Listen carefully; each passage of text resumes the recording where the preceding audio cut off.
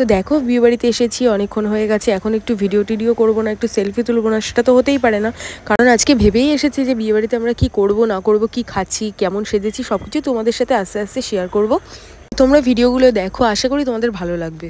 আর এই মুহূর্তে আমি চলে এসেছিলাম বিয়েবাড়ির একেবারে বাইরে, কারণ আমি আর আমার বোন একটু সেলফি তুলবো ভেবেছিলাম। তো সেই জন্যই এই ভিডিওটা তোমাদের সাথে শেয়ার করা। এখানে দেখো আমার হাজব্যান্ড আর আমার মেয়ে দাঁড়িয়ে আছে। আমার মেয়ে তো খুব লজ্জা পাচ্ছিল, খুব এক্সাইটেডও হচ্ছিল বিয়েবাড়িতে এসে। আর ওকে এই লাল জামাটা পরে কেমন লাগছে তোমরা কিন্তু অবশ্যই জানিও। আর ওর হাতে যে কালো ভ্যানিটি ব্যাগটা দেখতে পাচ্ছ, এটা কিন্তু ওর ভীষণ পছন্দের একটা ব্যাগ। এটা কিন্তু ও নিজে পছন্দ করে কিনেছিল। মাম্মাম দেখো ক্যামেরার দিকে তাকাতে এতটাই লজ্জা পাচ্ছিল, কিন্তু আমি কিন্তু পটাপট করে ওর কয়েকটা ছবি তুলে নিয়েছিলাম। আর ও দেখো তোমাদেরকে হাইও বললো। আর এখন দেখো গোল গোল চিকেন পকোড়া খেতে চলে এসেছি। জানো তো, বাড়িতে যতই চিকেন পকোড়া খাই, বিয়ে বাড়ির চিকেন পকোড়াটা কিন্তু আলাদাই মজাদার লাগে। সবাই মিলে কেড়ে কুড়ে খাওয়ার মজাটাই কিন্তু আলাদা। দেখো এখানে গরম গরম চিকেন পকোড়া ভেজে ভেজে আনছে, আর সব কিছু নিমিষের মধ্যেই শেষ হয়ে যাচ্ছে। সেই জন্য আমি দুবার এসেই ফেরত চলে গেছিলাম। এখন অ্যাট লাস্ট একটু দাঁড়াবার সুযোগ পেলাম। হাত বাড়াতে না বাড়াতেই আবার দেখো কাড়াকাড়ি লেগে গেছে। কি বলি বলো তো, সবারই মনে হয় আমার মতো একই অবস্থা। আমার মতো সবাই মনে হচ্ছে চিকেন পকোড়াটা একটু বেশিই পছন্দ করছে। আর দেখো অ্যাট লাস্ট আমিও কিন্তু পেয়ে গেলাম গরম গরম চিকেন পকোড়া। তোমরাও কারা কারা আমার মতো বিয়েবাড়ি গিয়ে চিকেন পকোড়া খেতে ভালোবাসো, তারা কিন্তু অবশ্যই কমেন্ট করো। এই যে পকোড়া খাই খাই আমি। পকোড়া পাওয়া যাচ্ছে না, শেষ হয়ে যাচ্ছে তাড়াতাড়ি।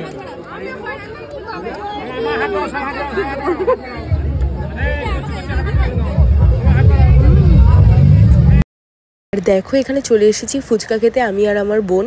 আর যতই ফুচকা খাই না কেন, তবুও কিন্তু ফুচকার প্রতি প্রত্যেকটা মেয়েরই কিন্তু একটা দুর্বলতা থাকে।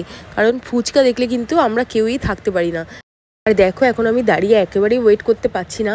যতক্ষণ না উনি টক জল ভরিয়ে ফুচকা আমাকে দেবে আর আমি গপ গপ করে খাবো, ততক্ষণ কিন্তু আমি আর ওয়েট করতে সত্যিই পাচ্ছি না। আর আমার তো এতটাই রাগ হচ্ছে, তোমাদের সাথে কি বলবো, যে আমরা এতজন মিলে দাঁড়িয়ে আছি আর উনি আলু মাখতে নাকি এতক্ষণ লাগিয়ে দিল। আধ ঘন্টা পুরো আলুটাই মাখতে কাটিয়ে দিল। তো শেষ পর্যন্ত এটাই ভাবলাম যে আমরা কি পাবো তো ফুচকা। দেখো এখন হাতে আমার ফুচকা চলে এসছে, আর আমি গপ গপ করে টক জল ভরা ফুচকাগুলো খাচ্ছি। তোমাদের খেতে ইচ্ছে করছে আমার ফুচকা খাওয়া দেখে? তো দেখো এখন সবাই মিলে খেতে বসে পড়েছি, অনেকটা রাতও হয়ে গেছে, এবার বাড়ি যেতে হবে। আর বিয়েবাড়িতে আসার পর থেকে সবাই মিলে প্রচুর মজা করেছি, অনেক খাওয়া দাওয়া করেছি, অনেক সেলফি তুলেছি, অনেক ভিডিওস করেছি। তোমাদের সাথে সব কিছু শেয়ার করছি পরপর। তোমরা অবশ্যই দেখো ভিডিওগুলো, আর কেমন লাগছে অবশ্যই কিন্তু জানিও। কি বলো তো, ভালো ভালো রেসপন্স পেলে তাহলে কিন্তু কাজ করার আরও বেশি এনার্জি থাকে।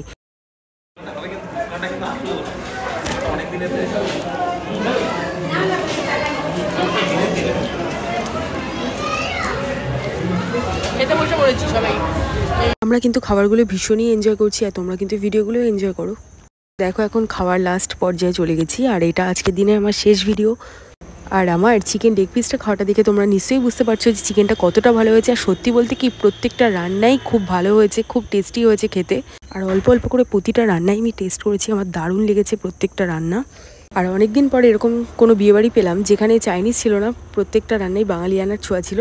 সত্যি বলতে কি আমার ভীষণ ভালো লেগেছে প্রত্যেকটা খাবার। তো আমরা সবাই মিলে বিয়েবাড়িতে কিন্তু দারুণ এনজয় করলাম। তো তোমরা আমার ভিডিওগুলো কীরকম এনজয় করলে অবশ্যই কমেন্ট করে জানিও। তোমাদের জন্য কত তাড়াতাড়ি বাড়িতে এসে আমি ভিডিওগুলো এডিট করে তোমাদের সাথে শেয়ার করলাম। তোমরা যদি না দেখো তাহলে কতটা মন খারাপ হয়ে যাবে বলো তো আমার। So bye, good night everyone.